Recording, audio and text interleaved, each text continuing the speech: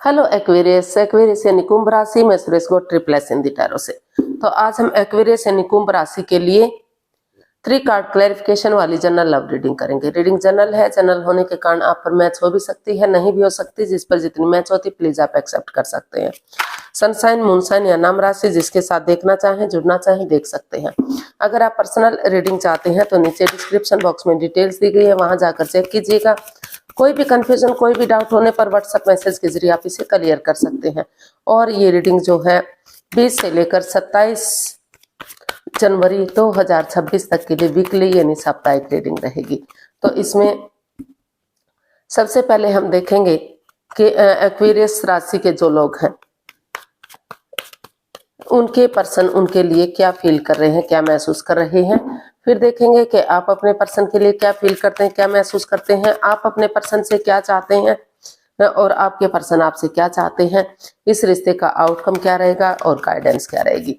तो इसमें role reverse हो सकते हैं फ्रेंड्स, क्योंकि इस एक कार्ड के कई मीनिंग होते हैं, इसलिए इसको क्लैरिफिकेशन वाली रीडिंग कहा जाता है। यानी कि हो सकता है कि जो आप लगे कि जो आप महसूस कर रहे हैं वही चीज आपके पर्सन महसूस कर रहे हो, और जो लगता है कि आप चाहते हैं वो चीज आपके पर्सन चाहते हो। तो इसलिए इसको क्लैरिफिकेशन वाली रीडिंग बोलते हैं। इसमें एनर्जी शिफ्ट हो सकती है एक दूसरे के साथ।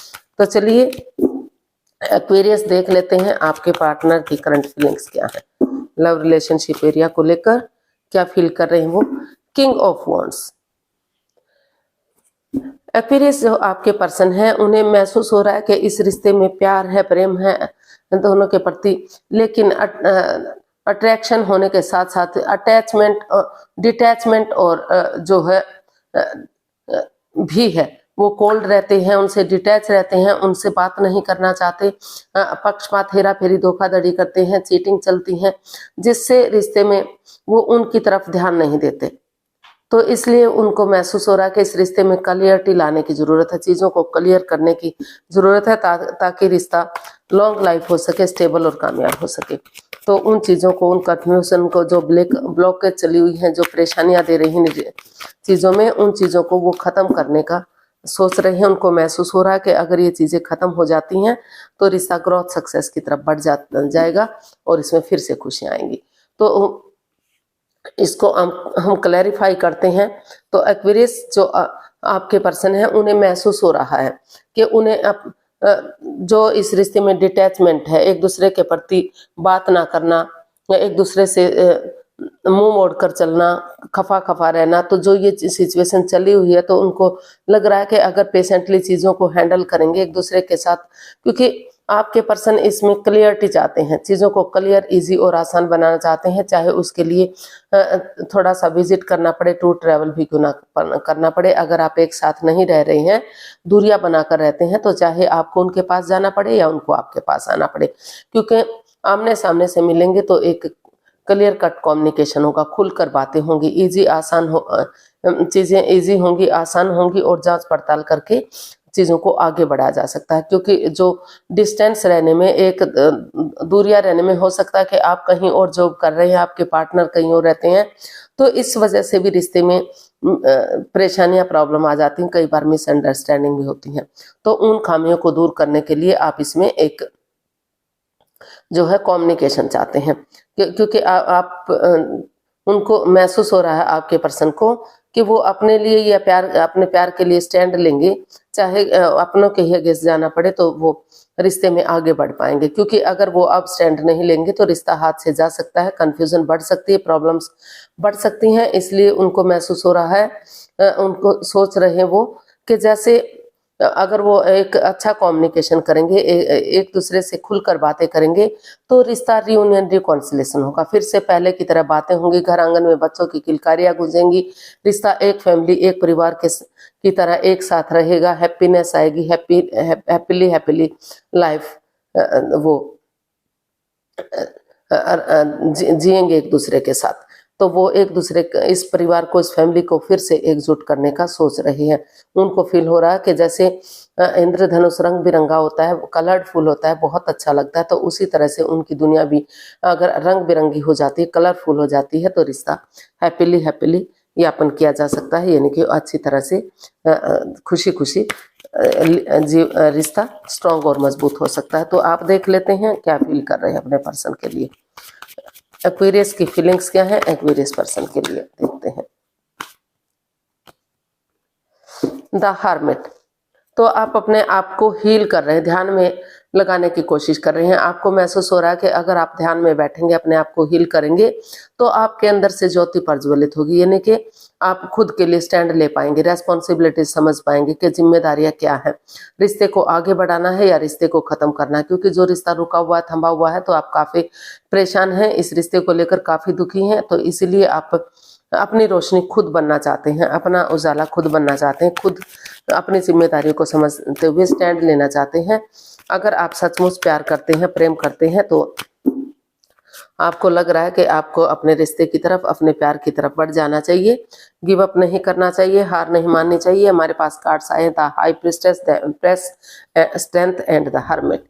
तो आपको यही महसूस हो रहा है कि जब तक सही समय सही वक्त नहीं आ जाता, उन्हें अपने आप को हील करना चाहिए, ध्यान में लगाना चाहिए, ताकि सही समय आने पर विवेक के साथ, धैर्य के साथ और जो है अच्छे से इसमें आगे बढ़ सकें, एक सही समय आने पर बिगिनिंग शुरुआत कर सकें। और जब तक सही समय नहीं आता, वो अपनी विजडम नॉलेज गेन करते रहेंगे, क्योंकि ताकि कोई भी कंफ्यूजन, कोई भी डाउट ना रहे।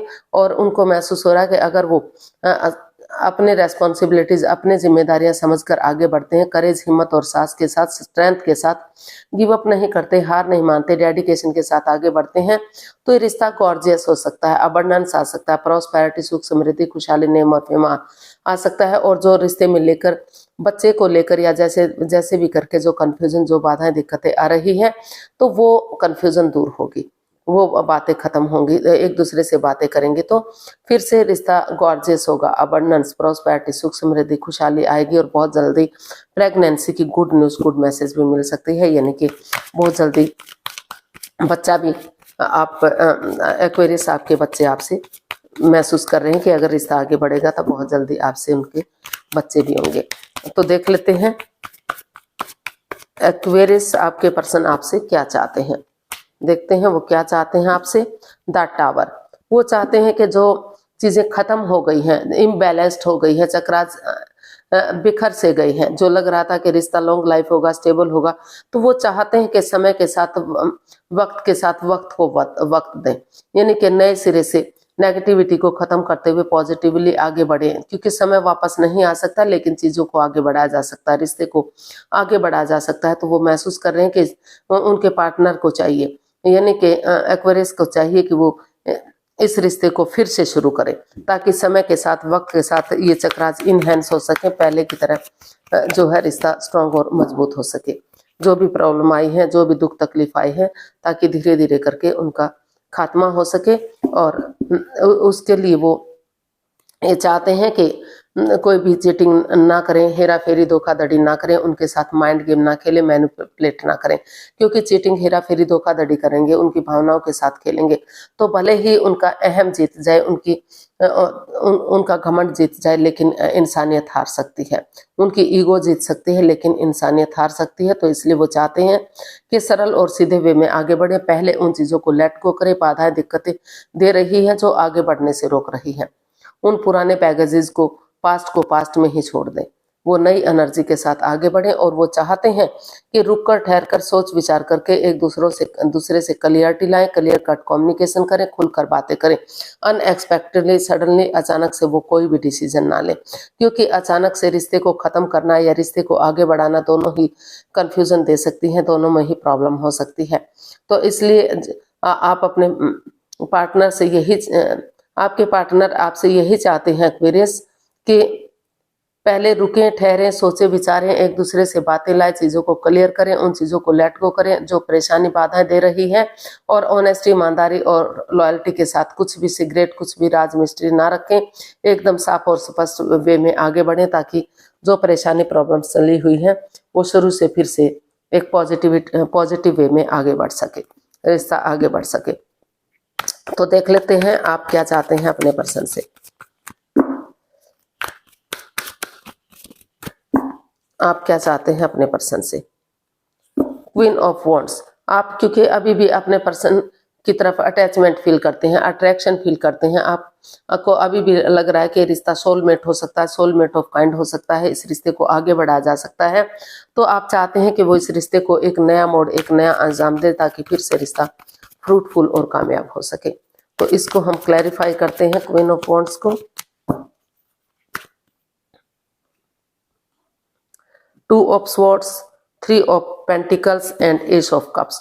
तो एक्वेरियस, आप अपने पर्सन से यही चाहते हैं कि वो क्रॉस मार्ग पर ना रहे, रिश्ते को क्रॉस अधर में लटका कर ना रखें।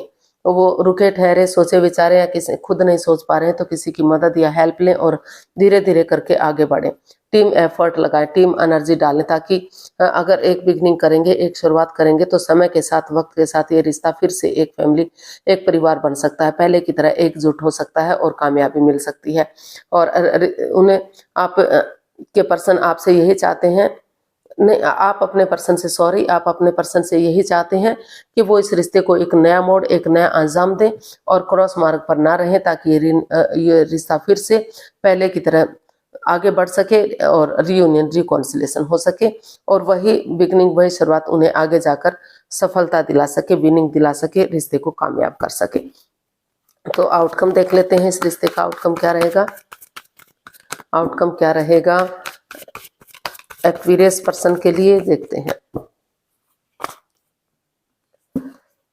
नाइट ऑफ वॉन्ड्स, तो एक्वेरियस आप इसका आउटकम बता रहा है कि जो in and out, on end of की स्थिति थी, जो रिश्ते में आना जाना लगा हुआ था, कोई कमिटमेंट, कोई इकरार, कोई ठहराव नहीं था, तो वहां आपस में बातें करके उस कंफ्यूजन से, उस परेशानी से बाहर आते हुए दिखाई दे रहे हैं, डिसाइड करते हुए दिखाई दे रहे हैं कि वो और रिश्ते को घेर कर नहीं रखेंगे और परेशानी में नहीं रहेंगे, कॉम्प्रोमाइज करेंगे, कमिटमेंट वगैरह देंगे।